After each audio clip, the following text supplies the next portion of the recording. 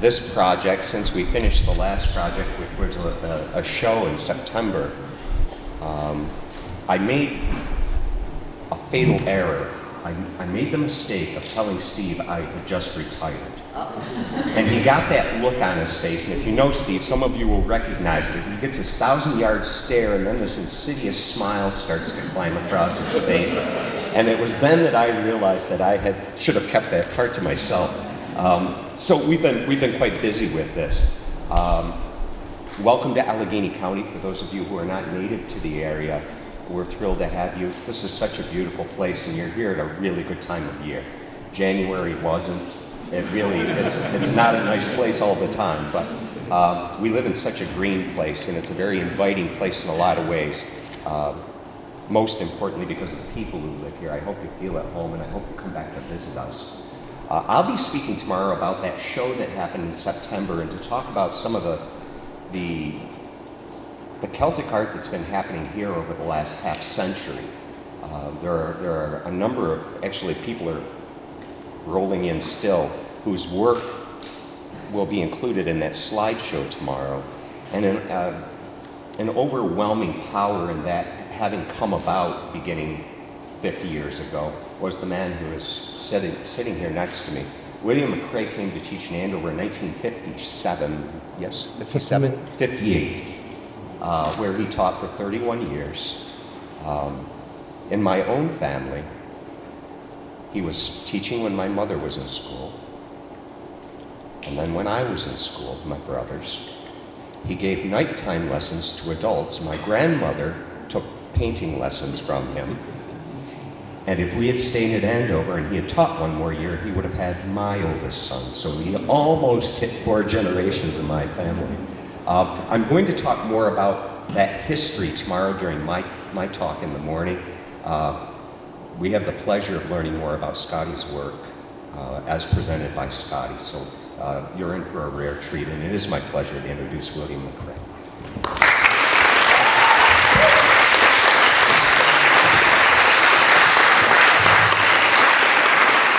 Thank you. I'll try to be heard. I'm battling pollen and everything else the old guys battle. Greg asked me if I would first discuss this piece that you see projected. It is not what we think of normally as Celtic art, but it has to do with a Celtic theme. And the reason that's very important to my family, I made it about 40 years ago. And the name of it is Imbolc, which is the 1st of January. It's the feast day of St. Bridget, but mainly Bridget, the earth goddess. So people say, well, is that St. Bridget of Kildare? Or is that Bridget, the earth mother? And I say, yes. Because in the Celtic mind, and the Gaelic mind, the Pictish mind, don't try to push us into too many corners. We are a highly imaginative people, a race that sits on a rock and dreams of a day that never was, but might be someday.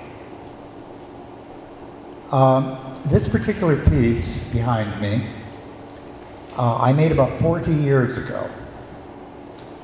And I brought it forth and showed it to my wife. And I said, what do you think of this? And she said, it's mine. I was so flattered. I had no problem. I said, really? Because she had seen so many pieces of my work.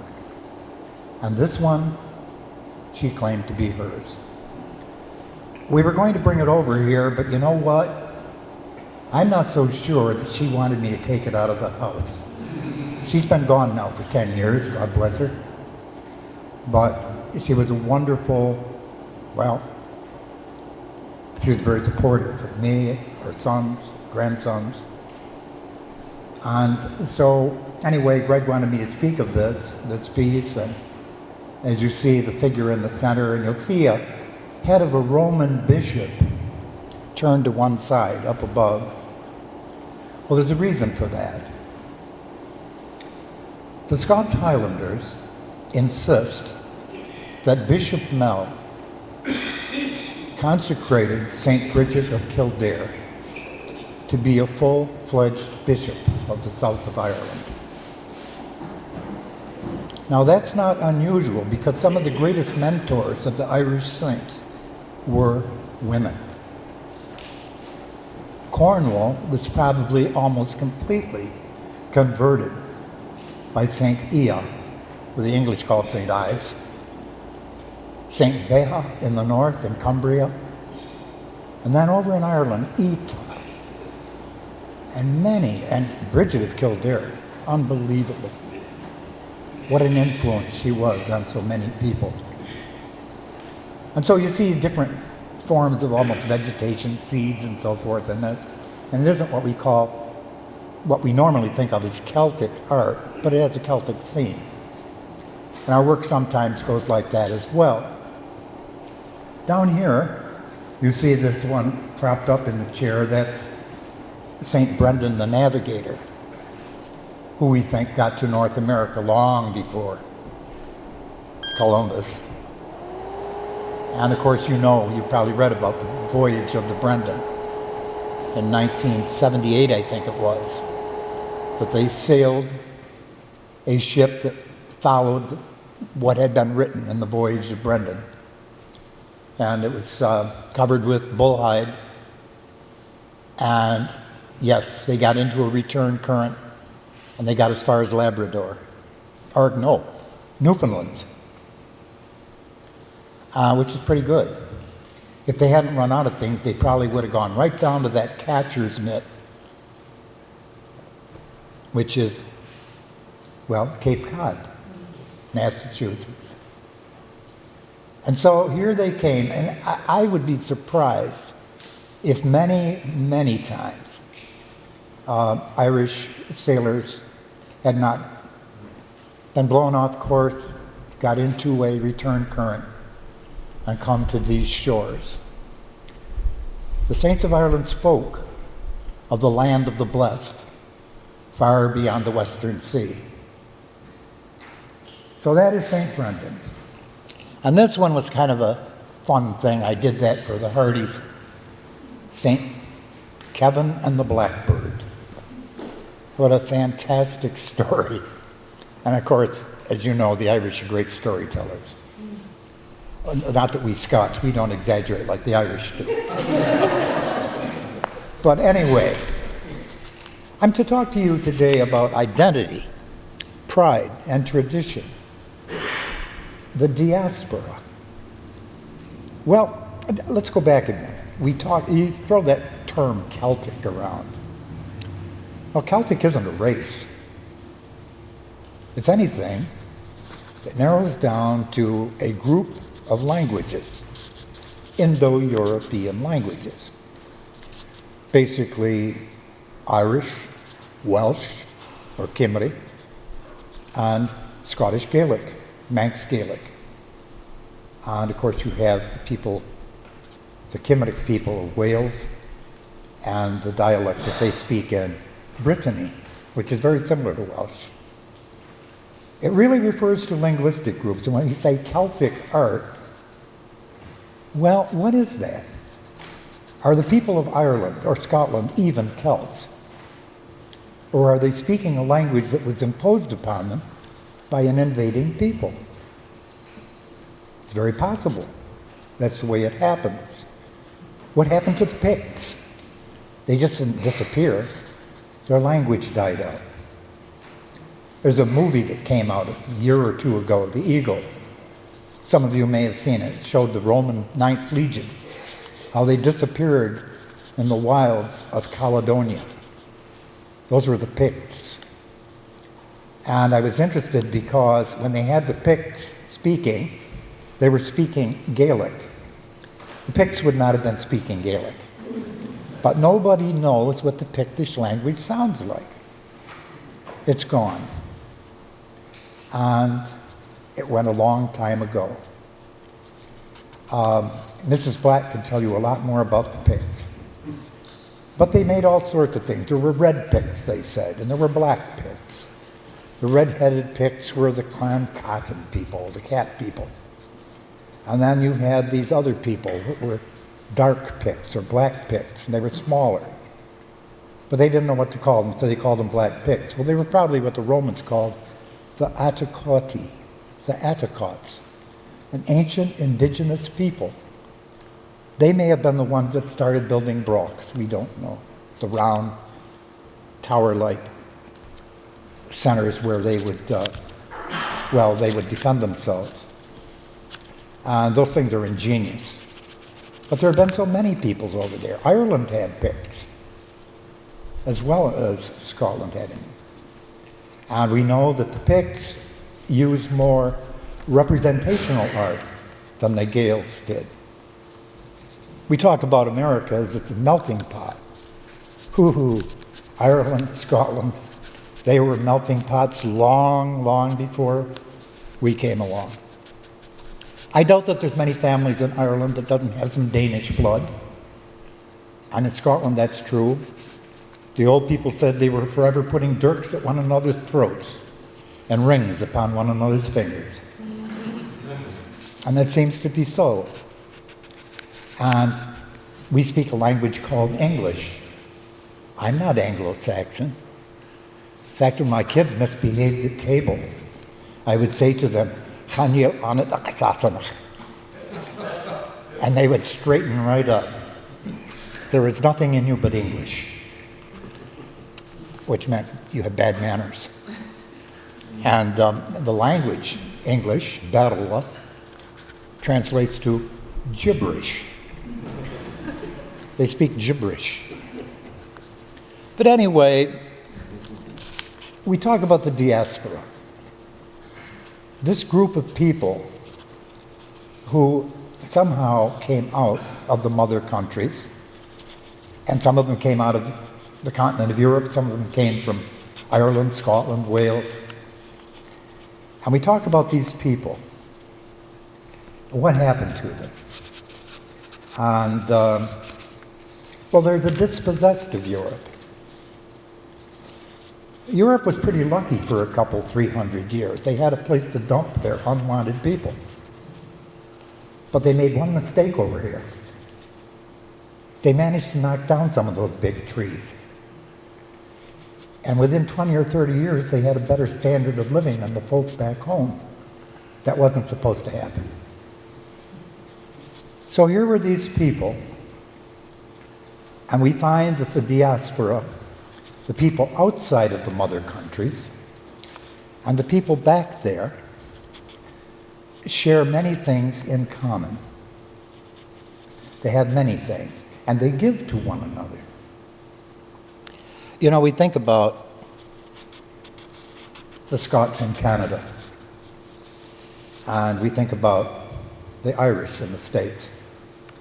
The first people that came over after the Jacobite uprising. The Scots came into North Carolina, some of them into Georgia. The Irish, after the year of the French, they had to get lost. They had to find their way out of there. That was 1793, I believe. And they came to the American South. That was the 18th century. In the 19th century, the potato famine. Everybody knows about that. And, of course, for the Scots, the clearances. The clan system having been destroyed, chiefs had to pay taxes. Where would they get money? There was no such thing. Their followers had always served them in different ways, by being able to bear a sword, or act as a Jew, a keeper of a family or religious treasure. They all had a place. There was the piper and so forth. But now there was no place for these people. And they were opening up to new methods of farming. So they burned the thatch, tumbled the walls, broke the meal chests, scattering winter's food all over the rock. And these people had to leave. And they weren't all poor people who left. My own ancestors came into Canada in 1832, and they brought furniture with them. But back in those days, it wasn't just leaving a place. You were leaving knowing that you would never probably return. Even the mail service wasn't something you could depend upon.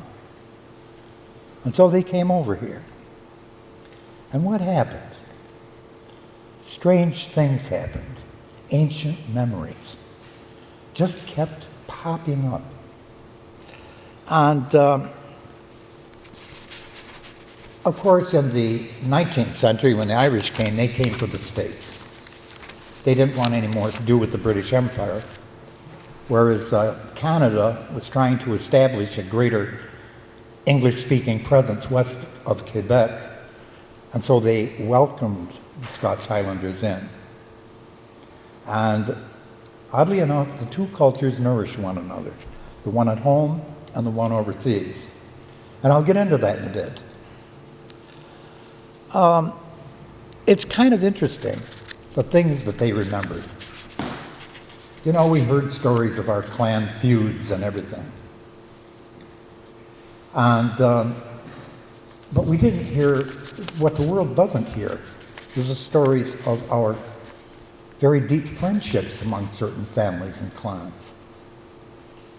The MacCreas, for example, have a very deep friendship with Clan Fraser.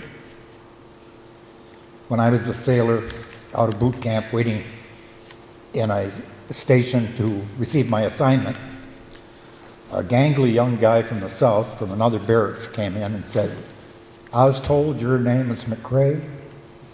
I said, "That's right."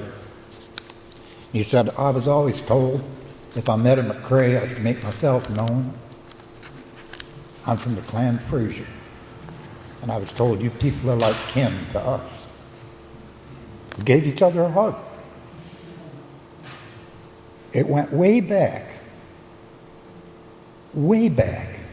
to something that happened in the 1400s when two MacCrea brothers saw an elderly man being attacked by three younger men. And it turned out that that older man was the chief of the Frasers of Bissett. We remember these stories because they've been handed down. Further to that, years later, probably 100 years later, MacCrea of Clunes sent his son to be fostered on the household of Fraser of Bissett. And the boy was about 14 or 15, and there was a young chief of the Frasers and his young wife, and they had an infant daughter. And there were some hotheads, a bad element of the clan, who resented his chiefship, and they broke into the castle, and they killed the young chief and his wife. And the young MacCrea ran into the room where the little girl, the baby was, the infant, and he put his plate on the floor, put the baby in it, and slung the plate over his shoulder and ran for his father's country. They raised the girl until she was 18, and they made application to Lyon Court that she be recognized as the rightful chief of the Frasers. She was. And she erected a stone in front of Beaufort Castle. As long as a Fraser resides within, no MacCrea shall lodge without. The MacCrea is not to be outdone, put over the entryway to Eilean Donan. As long as a MacCrea resides within, no Fraser shall lodge without. After that young guy met me, about 2 weeks later, I was in New York City, close to where the steamships came in. And a man and his wife, with luggage, came into this coffee place. And there was a light snow blowing. And you could see it on the lady's fur collar. And I looked across, and I said, "Excuse me, ma'am, isn't that the crest of Clan Fraser of Lovett?" And she said, "Well, yes." I said, "How would you know that?" And I said, "I should have introduced myself." My name is William MacCrea. And she turned to her husband and she said, how about that, Ian? The first American to speak to us. And he's a MacCrea. Interesting. They saw that as good luck. So anyway, all these people coming in, and you begin to wonder, well, I came as a teacher. I wasn't supposed to be a teacher. I was supposed to be a designer. But there was a rough old guy over here who was principal, and I had done a little practice teaching just to see what it was like. And he asked me to come into his office. I went over on the last day. I was cleaning out tests and glazed tiles and so forth. That was a mess.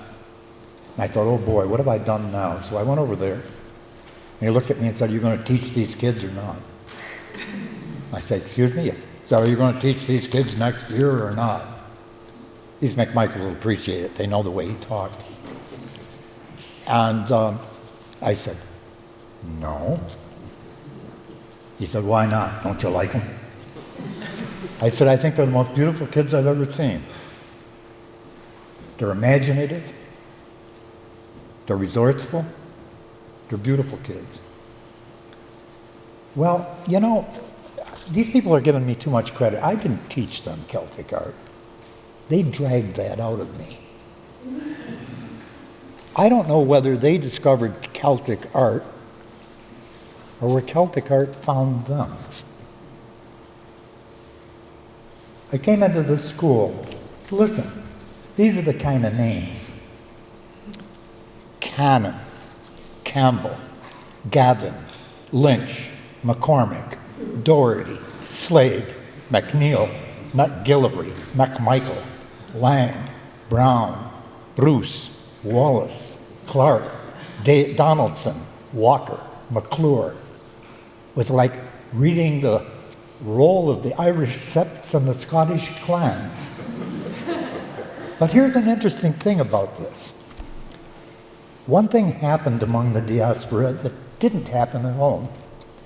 Religion had kept us apart over there. Not so much the Highlanders. A lot of the West Highlanders, if they weren't Catholic, they kept the old Celtic way. And, but there wasn't that cooperation. On this side of the sea, we had to lean on one another for help. And boy, that took root in Andover. But I got to go back. Again, when I was a sailor, I was in New York City, and I'd gone up to play the bagpipe, practice my bagpipe with a pipe band up in the Bronx. Coming back down through Manhattan, I passed by a place called the Leitrim Castle. And a man came out and he said, "Sailor, do you play those?" I said, "I do." "Oh," he said, "come in and give us a couple of tunes." And I said, "Well," he said, "No, do." So I went on in. Oh boy. It was like I landed in the middle of the IRA. In those days, in American bars, there was always a glass jar. And it was never labeled. But there was always money. Not coins, bills in these jars. Guess where that money was going? Don't ask. Well, those were those days. And so I met with these guys. There were three guys, and one of them was an Irish dancer. And he took a couple of mop handles and put them on the floor, and he did the sword dance. And oh boy, they said. Then his brother came to me and said, "I just called over to my mother's, and they want you to come home with us to Brooklyn." I said, "Are you kidding?" He said, "We're going to have a Kaylee." I said, "It'll be 2 o'clock in the morning before we get to Brooklyn." Well, it doesn't matter. They called in the neighbors. Well, I went with them. And here were Irish neighbors, Scottish people also. And they started singing, and I played the pipes, and they did some dancing. And on it went. And I hear the Irish singing Kevin Barry, and the Scots singing Standard on the Braes of Mar. I found out we were all a bunch of bloody Jacobites.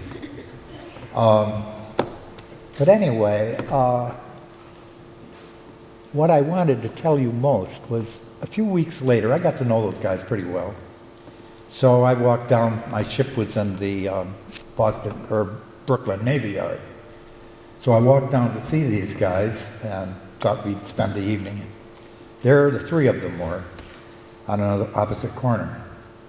They said, Liam, come with us. I said, where are you going? We're going to Irish class. I said, oh yeah, right. What bar is that? And they said, no, really, we're going to Irish class. Come with us. Irish class. All right. Well, my great-great-grandfather was the last person probably in the family who could read or write the old language.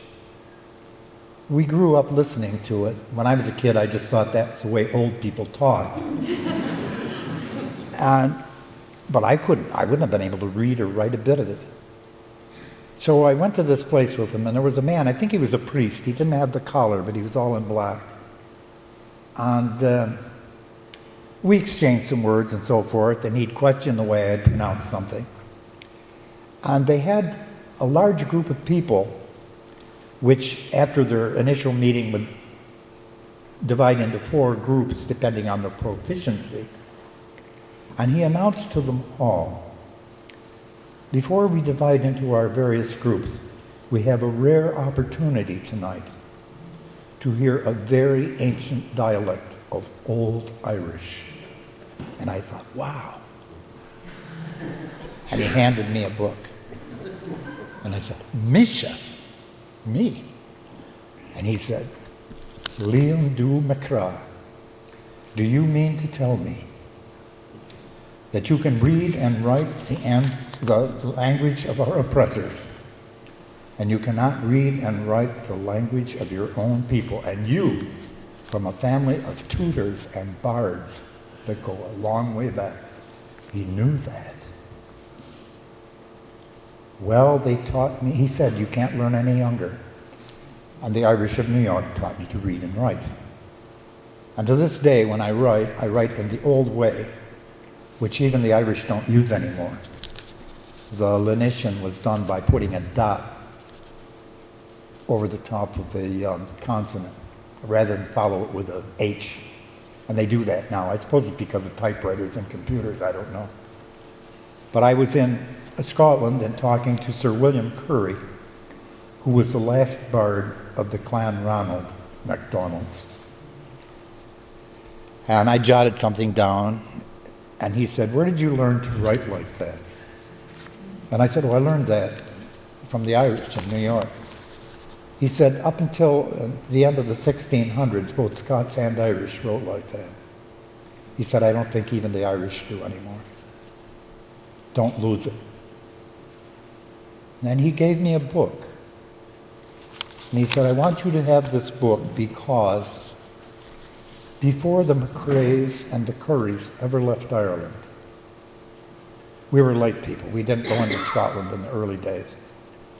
He said, your ancestors were tutors to my ancestors.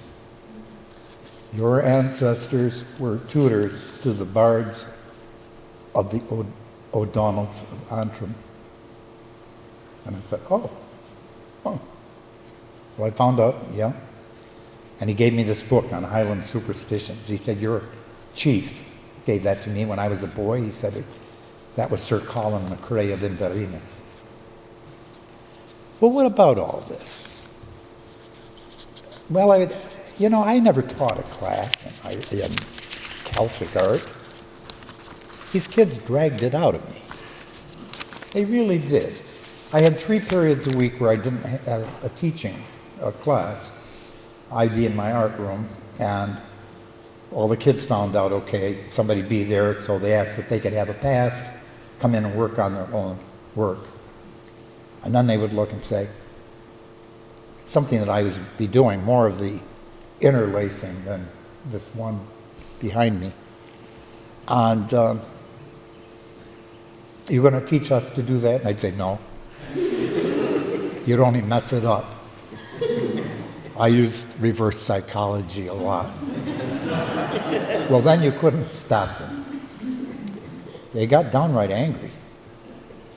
And I remember I had one student who, who lived on, well, I had to drive home past his place. He missed his bus 3 times. So he had a ride with me. And I said, do you have something, on the 3rd trip, I said, do you have something you want to talk to me about? He said, yeah, I want you to show me how to express myself. I said, what are you kidding? You're very articulate. You're well-spoken. Have a good command of the language. He said, I don't mean that. He said, we have relatives in Scotland. We have a right to this. And you have to share it with us. And I said, oh, that. Well, another place that it showed up, I'd start kids about 12, teaching them in order for them to understand the value of line, thin and thick, round, and so forth. And so I would teach them calligraphy. And they'd be 12, 13 years old. They took to it like a duck to water. And, to make, it'd be dramatic, I remember a few times I would use goose quills or turkey quills, show them how to sharpen a quill, use it, before they go on to metal nibs. And they loved it. Well, all of a sudden, the junior high English teacher came to see me and she said, I'm very proud of my Irish blood. I said, yes, I know. But as an English teacher for middle school students, I have to insist that they learn and maintain a good use of cursive writing. And I said, yes. She said, they're not doing that. They're writing in uncials. And I said, really? I wonder. She said, yes, I wonder where they learned that. So, and sure enough, and that sort of thing began to happen more and more and more. And so, yeah, they found they had an identity. I'd say to a kid, you really feel something about this. Why? He said, I'm Irish. Or I'm Scottish. Oh. Of course, people in the old country would say to us sometimes, oh, you're more Scottish than we are. I said, are you sure about that? Or maybe are you trying to be more American than I am? Oh. You want to dump your past, do you? We haven't done that. And people over there, well, we don't understand. Scottish Americans playing the pipes and wearing the kilts and so forth. Well, great-grandmother had an answer for that. She said, if the cat gives birth in a corner of the hen house, she doesn't give birth to chicks now, does she? That old way of putting things, boy, she never failed. But anyway, when you stop to think about it, these kids carried a lot that they'd hear stories. And they'd say, where did your ancestors come from? Well, my grandfather always said, County Mayo, God bless us. And they would always say that. Was Mayo that bad? Apparently it was pretty bad. But they still had this thing. The Scots coming into Canada. The Canadian boat song, it says, from the lone Shéalin on a misty island, mountains divide us and a waste of seas. Still, the blood is strong. The heart is Highland. And in our dreams, we see the Hebrides. Fair these broad meads, these hoary woods are grand, but we are exiles from our father's land. Walking the heather tracks in the West Highlands where my people come from, I felt that very keenly. I felt it very, very keenly. My grandsons said they felt the same thing. There they were with an American passport in their pockets, walking trails which other people had traveled with the germ of their possibility in their bodies. But we are exiles. Well, what happens with all this? Well, the two strains nourish one another. It isn't a one-way street. The Canadians have played a tremendous role in sending back to Scotland people who would help in reestablishing Scottish Gaelic, particularly from Nova Scotia. And I remember I was asked one time, sent something over from Scotland, and they asked if I would translate this from English into Scots Gaelic, something to be read in the Scots Parliament. Well, I did, and 2 days later I sent it back with the question, why, with Celtic chairs at universities, are you asking a North American to translate this? And the answer came back, because your Gaelic is older and more poetic. Well, that's true of the English we speak, you know. I taught school in England for 1 year. And the fifth-year boys, every once in a while, would hit on a word. Sir, is there such a word? I said, get the dictionary. Look at this chat, archaic. Still used in the U.S. and Canada.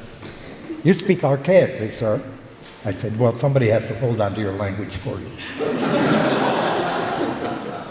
And that was the way of it.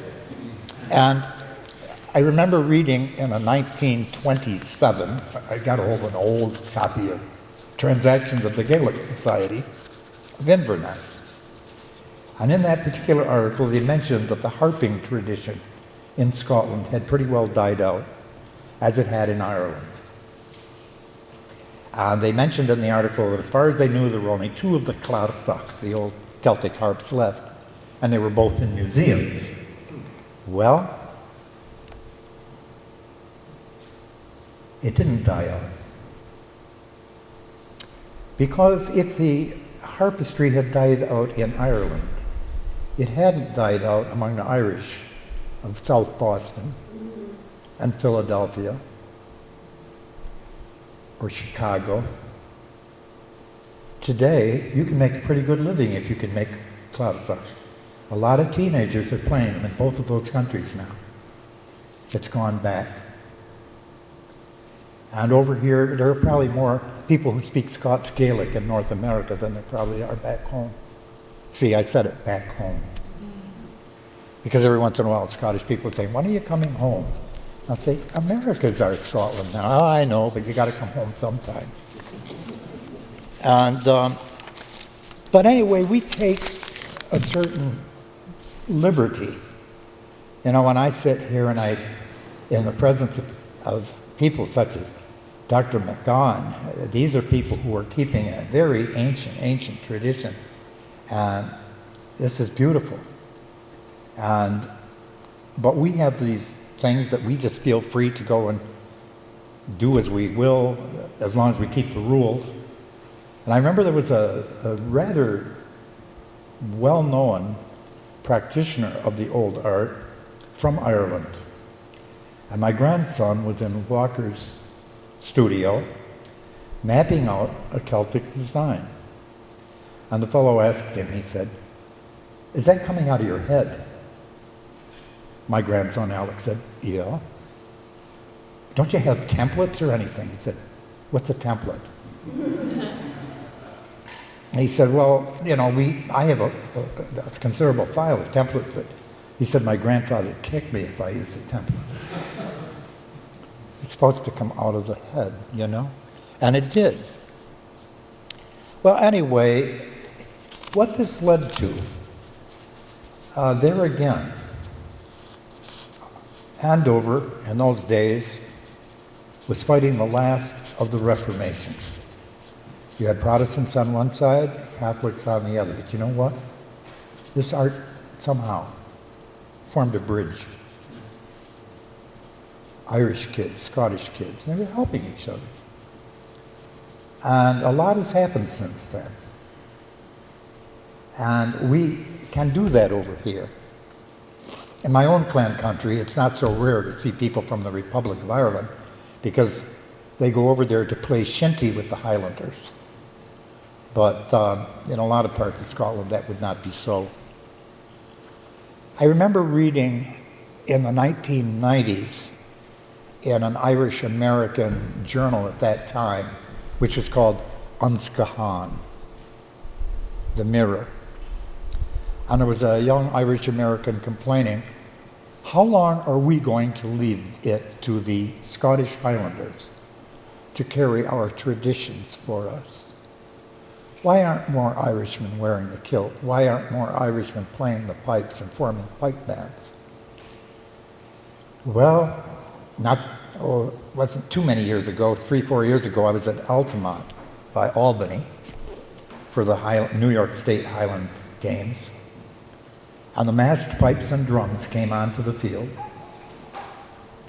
They were playing Scotland the Brave. And when they went down all the length and ready to go into their counter march, they broke into the Minstrel Boy, because there were 2 or 3 Irish pipe bands. And you go to Scottish games today, and there's Scottish dancing and there's Irish dancing. And you see pipers from both. We've been able to do that over here. And that leads to a certain pride. It wasn't long after these kids started fooling around with this Celtic art. And I mean it, I had no idea. I had no idea myself until that show that they put on a year ago. And I saw all these former students had been doing this stuff. And they were amazing. It was good. It was well done. Very well executed. And I thought, where have I been? Well, they said, you ever look at your own house? You know, in the ceramics and in the furniture. There's Celtic art everywhere. Huh, yeah, I guess there is.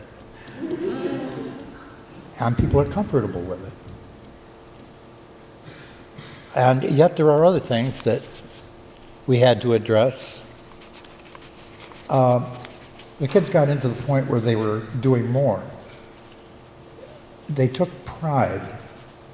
They started illustrating things like the stories of, Fian McCool, Deirdre of the Sorrows, the Sons of Ushnick, and various stories from the old cattle raid of Cooley and so forth. And the stories of Fian, Cormac MacCrea. If you go to our place, Locust Way, I don't know who made that, but on the wall there's an illuminated thing. O Cormac, O grandson of Conn, what were your habits when you were a lad? Not hard to tell, said Cormac, if you will listen to my teaching. I was a gazer in woods, a listener. Or I was a gazer at stars, a listener in wood. I was unseeing among secrets. I did not deride the old, though I was young. I did not deride the weak, though I was strong. And this is the sort of thing they were doing. I didn't tell them to do it, but they would do it. And then all of a sudden you found out that some of them were going up further north for Irish classes. Or like Marianne McClure became a Highland dancer. And all of this kept going. And I look at it, I look at my grandsons, my great-grandchildren, a couple of whom are pestering me for phrases in the gallery, which is interesting. My one grandson, great-grandson, Ronan, he was sitting in the same room with his sister who was scowling at him. And he said, how do I tell Tegan she's a fool? I said, oh, you can't say that in the gallery. He said, well, how do I say it? So I told him, She Amadana Hanat. But it doesn't mean the same. So he repeated it until he didn't have an accent. She Amadana Hanat. It is the fool that is in you. It's much more polite. The fool may not have been there yesterday. The fool may not be there tomorrow. But it's the fool that's in you now. She, continuing to scowl, said, When he talks like that, what do I say to him? I said, oh, probably Sheskalaka Hayorst. So she repeated that. Sheskalaka Hayorst. It is a slap that you are needing. It's a lovely language. And it wouldn't do for physics. It wouldn't do for high technology. But oh, it lends itself to poetry and storytelling. So all of the stuff that we see, it becomes a part and parcel of everything. It leads to tradition. And people say, oh, wouldn't it be nice to have tradition? You think so? Tradition is a lot of work. It doesn't mean what you feel like doing right now. There's a tradition to be upheld, and if you're called upon to do it, you do it. In America, there's now a tradition's been here for close to 50 years, that at the funeral of brave warriors, soldiers, fallen firemen or policemen, you have a piper. Sometimes it's a Scottish piper, sometimes it's an Irish one. The piper says, I don't know whether I have time. No. He finds time. And he doesn't take money. Because it's an honor. Tradition. Tradition has a cost. But if your children see and feel what you're doing, trying to do, then this tradition becomes meaningful. And not only does it become meaningful for keeping old ways alive, it becomes something that you can offer this new land. And, I think about all my former students, and